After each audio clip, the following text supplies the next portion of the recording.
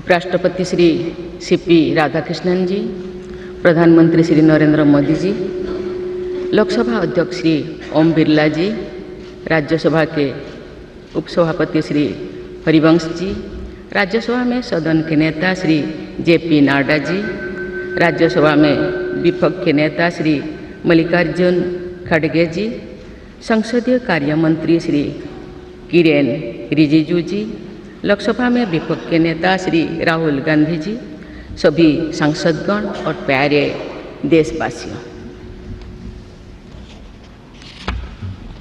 संविधान दिवस के ऐतिहासिक अवसर पर आप सबके बीच आकर मुझे हार्दिक प्रसन्नता हो रही है। आज ही के दिन 26 नवंबर 1949 को संविधान सदन के इसी के केंद्रीय कक्ष में संविधान सभा के सदस्यों ने भारत के संविधान के निर्माण का कार्य संपन्न किया था। आज ही के दिन उस वर्ष हम भारत के लोगों ने अपने संविधान को अपनाया था। स्वाधीनता के बाद संविधान सभा ने भारत की अंतरिम संसद के रूप में भी कर्तव्य निर्वहन किया। प्रारूप समिति के अध्यक्ष बाबा साहेब डॉक्टर भीमराव अंबेडकर हमारे संविधान के प्रमुख निर्माताओं में से थे। बाबा साहेब की 125वीं जयंती के वर्ष में यानी सन 2015 में 26 नवंबर को प्रतिवर्ष संविधान दिवस के रूप में मनाने का निर्णय लिया गया और निर्णय अत्यंत सार्थक सिद्ध हुआ है। आज के दिन पूरा देश भारतीय लोकतंत्र के आधार हमारे संविधान के प्रति तथा उसके निर्माताओं के प्रति आदर व्यक्त करता है। हम भारत के लोग अपने संविधान के प्रति व्यक्तिगत और सामूहिक स्तर पर आस्था व्यक्त करते हैं। अनेक योजनाओं के माध्यम से देशवासियों को, विशेषकर युवा वर्गों को संवैधानिक आदर्शों से अवगत कराया जाता है। संविधान दिवस से मनाने की परंपरा का शुभारंभ करने और उसे निरंतरता प्रदान करने की जितना भी प्रशंसा की जाए वो कम। माननीय सदस्य सांसदगण संसदीय प्रणाली को अपनाने के पक्ष में संविधान सभा में जो ठोस तर्क दिए गए थे वो आज भी प्रासंगिक है। विश्व के विशालतम लोकतंत्र में जन आकांक्षाओं को अभिव्यक्त करने वाली भारतीय संसद विश्व के अनेक लोकतंत्र के लिए आज एक उदाहरण के रूप में प्रतिष्ठित है। हमारे संविधान निर्माता चाहते थे कि संविधान के माध्यम से हमारा सामूहिक और व्यक्तिगत स्वाभिमान सुनिश्चित रहे।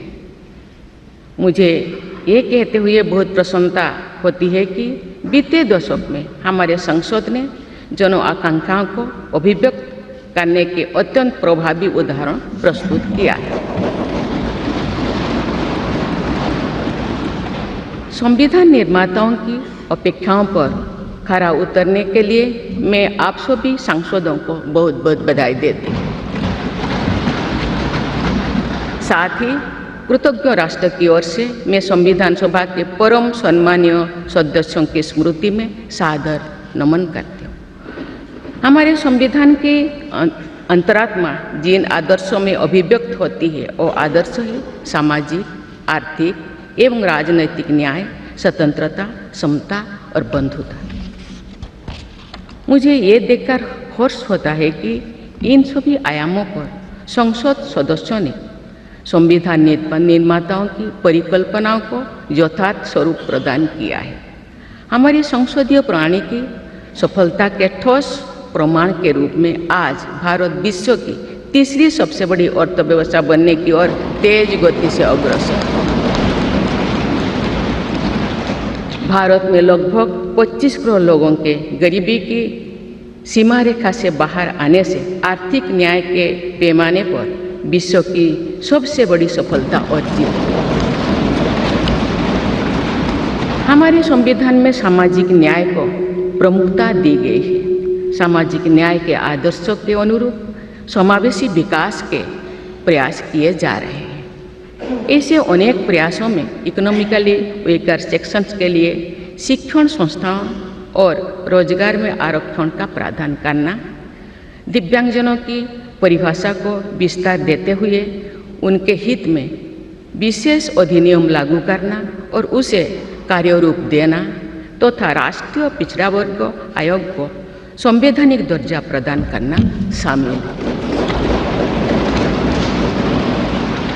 3 तलाक से जुड़े सामाजिक कुरीति पर अंकुश लगाकर संसद ने हमारी बहनों बेटियों के सशक्तिकरण और सामाजिक न्याय की दिशा में ऐतिहासिक कदम उठाए हैं।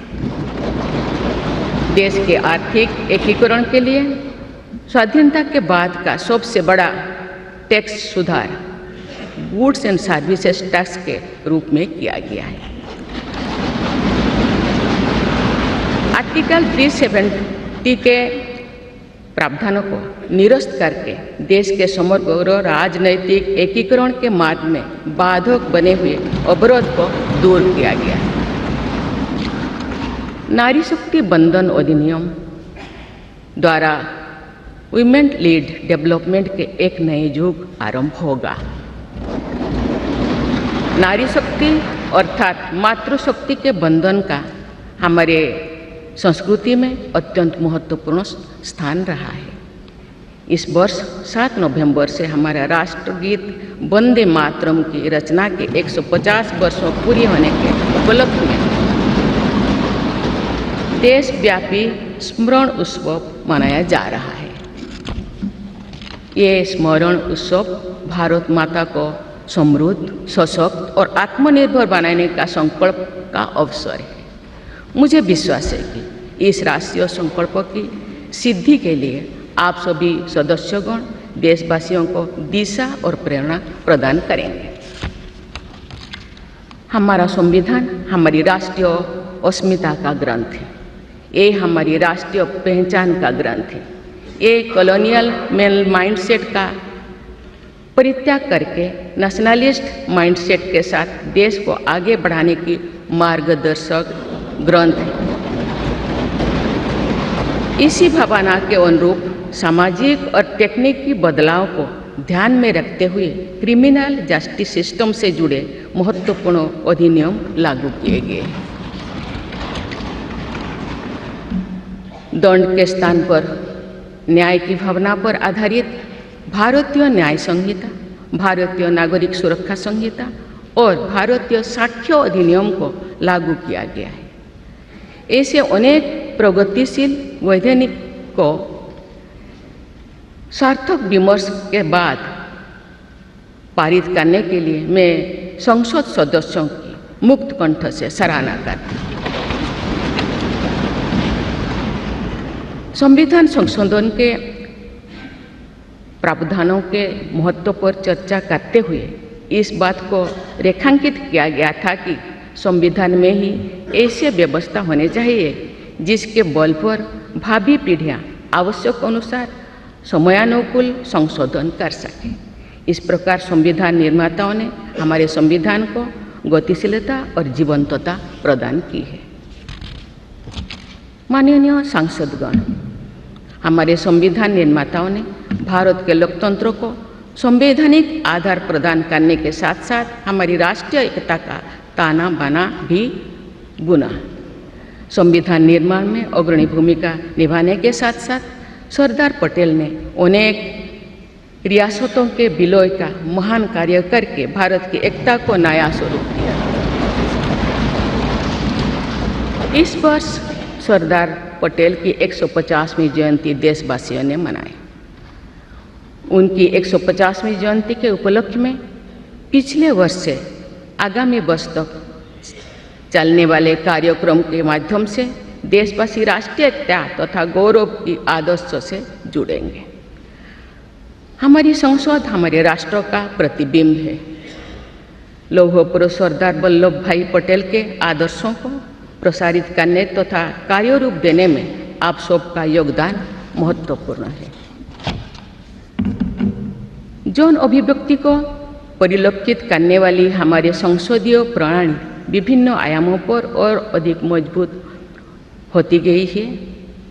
वयस्क मताधिकार का प्रावधान करके हमारे संविधान द्वारा जनता के विवेक पर जो आस्था व्यक्त की गई है, उसकी सफलता की विश्व के अन्य अनेक देशों में सराहना की जाती है।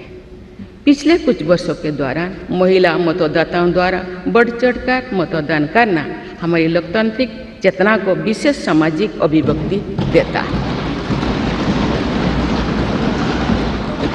महिला, युवा, गरीब, किसान, अनुसूचित जाति और जनजाति समुदाय के हमारे देशवासी, मिडिल क्लास तथा न्यू मिडिल क्लास के लोग हमारी लोकतांत्रिक प्रणाली को पंचायत से संसद तक मजबूती से दे रहे हैं। हमारी समावेशी लोकतंत्रों में जन जन की भागीदारी को प्रोत्साहित किया जा रहा है। धरती आबा भगवान बिरसा मुंडा की जयंती के दिन जनजातीय गौरव दिवस मनाने की परंपरा शुरू की गई है और उसे बहुआयामी विस्तार दिया जा रहा है। भगवान बिरसा मुंडा की 150वीं जयंती से जुड़े समारोह देश भर में वर्षों पर्यंत आयोजित हुई। विरासत और विकास को जोड़ने वाली जनजातीय परंपराओं का संरक्षण और संवर्धन किया जा रहा है। संवैधानिक आदर्शों में निहित सर्वसमावेशी दृष्टि हमारी शासन व्यवस्था को दिशा प्रदान करती है। हमारे संविधान में निहित नीति निर्देशक तत्व हमारी शासन व्यवस्था के लिए मार्गदर्शन प्रदान करते हैं। संविधान सभा के अध्यक्ष डॉक्टर राजेंद्र प्रसाद ने कहा था कि जो स्वाधीनता हमने प्राप्त की है उसकी रक्षा करना और उसको बनाए रखना तथा जनसाधारण के लिए उसको उपयोगी बनाना उन पर निर्भर करता है जो इस संविधान का क्रियान्वयन करेंगे। ये प्रसन्नता का बात है कि हमारी संसद ने डॉक्टर राजेंद्र प्रसाद जी के अपेक्षा के अनुरूप राष्ट्रहित में कार्य किया है तथा जन सामान्यों के जीवन को बेहतर बनाने के लिए निरंतर प्रयास किए हैं। अंत्योदय की इसी दृष्टि के साथ आधुनिक विकास का समन्वय करके भारत विश्व समुदाय के सम्मुख विकास का एक नया मॉडल प्रस्तुत कर रहा है। विश्व स्तरीय इंफ्रास्ट्रक्चर के विकास से लेकर जन कल्याण की सुविधाओं को 100% लाभार्थियों तक पहुंचाने के प्रयास हमारी राष्ट्रीय प्रगति को अतुलनीय विस्तार देते हैं। संवैधानिक व्यवस्था के अनुसार आगे बढ़ते हुए हमारे देश की कार्यपालिका, विधायिका और न्यायपालिका ने देश के विकास और देशवासियों के जीवन को संबल प्रदान किया है। संसद के दोनों सदनों के सदस्यों ने हमारे देश को आगे बढ़ाने के साथ साथ गहन राजनीतिक चिंतन की स्वस्थ परंपरा विकसित की है। आने वाली कालखंड में जो विभिन्न लोकतंत्रों और संविधानों का तुलनात्मक अध्ययन किया जाएगा तो भारतीय लोकतंत्र और संविधान का विवरण स्वर्णाक्षर में किया जाएगा। आप सभी सदस्यगण हमारे संविधान और लोकतंत्र की इस गौरवशाली परंपरा के संवाहक भी है, निर्माता भी है और साक्षी भी है। मुझे विश्वास है कि हमारी संसद के दिशा निर्देश में भारत को विकसित राष्ट्र बनाने के संकल्प को अवश्य सिद्ध किया जाएगा। इसी दृढ़ विश्वास के साथ मैं सभी माननीय सदस्यों को संविधान दिवस की पुनः बधाई देती हूँ और सभी देशवासियों की स्वर्णिम भविष्य की कामना करती हूँ। धन्यवाद। जय हिंद, जय भारत।